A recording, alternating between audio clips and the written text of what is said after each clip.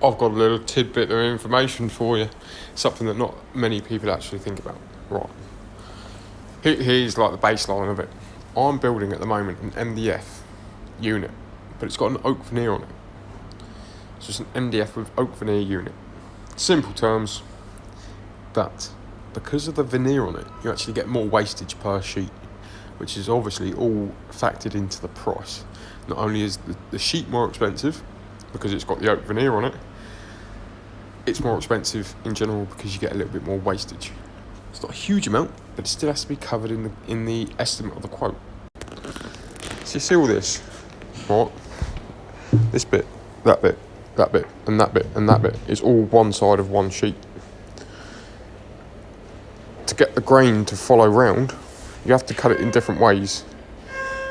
Because this bit, if this grain was going that way, and that grain was going that way, it wouldn't look right because it wouldn't match it to anything else.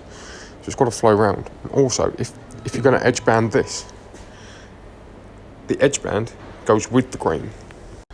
So like this piece of wood here, this is actual real wood. You can tell by the end grain, side grain, face grain. So, right, I'm going to use this piece of ply because it's easier and it's what I've got to hand. If for example, this was the grain of the wood, right? Imagine that as a nice piece of oaky grain. I have got some bits over there, but I'm not going to open up the packet to show you this time.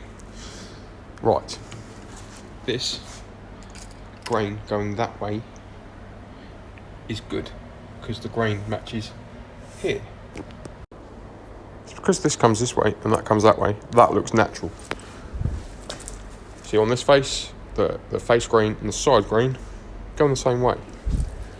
Now, if you were to put this here, it wouldn't match, yeah? Because the lines of the grain don't follow that, and you can't, as far as I'm aware, you can't really get an end grain edge banding, at least not in real oak anyway, because of how all the fibres attach. It just wouldn't work. It wouldn't have enough flex and it'll crack and be all horrible because the fibres of the wood wouldn't hold itself together. So, keep in mind that if ever you're having something quoted to be made in either real wood or wood with a veneer, it's obviously going to be more expensive for the material, but then you're going to have a little bit more wastage, so that makes it a little bit more expensive as well. It's not a problem. But this box is one sheet, okay?